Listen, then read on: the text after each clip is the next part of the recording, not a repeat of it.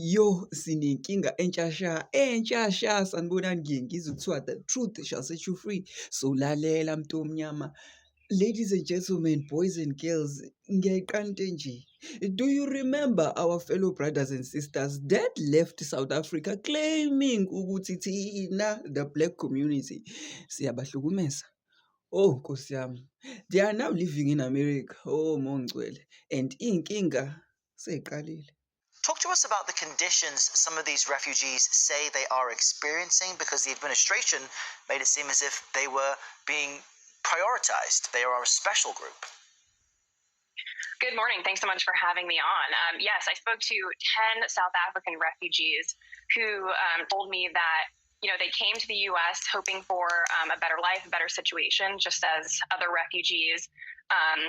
And the government contracts with 7 refugee resettlement agencies that are paid hundreds of millions of dollars per year to provide safe, sanitary, and affordable housing. And unfortunately, what I heard from these Afrikaner refugees is that they're spending weeks in motels in unsafe areas.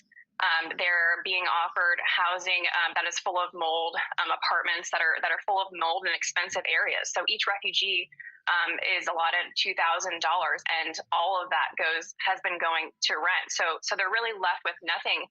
And these agencies are supposed to help them apply to jobs, obtain temporary benefits such as SNAP and Medicaid, and basically other people from the community, like neighbors, are having to step in because they just, in some cases, can't even get a hold of their resettlement agencies. Hlakanipha-ke mntu omnyama and understand ukuthi our former brothers and sisters babephila kahle here in South Africa, but allegedly bavele bathi thina the black community siyabahlukumeza, therefore baye America seeking asylum as ama-refugees.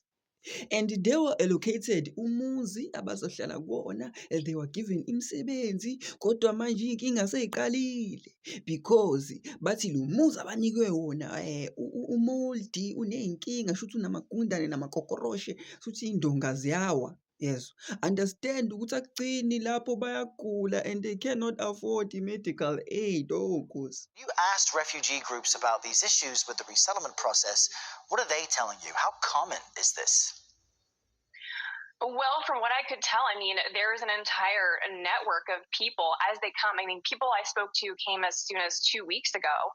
And what they do is, they have a network through social media groups and WhatsApp, and they're all realizing, oh no, I'm stuck in this hotel. I only have a certain amount of food.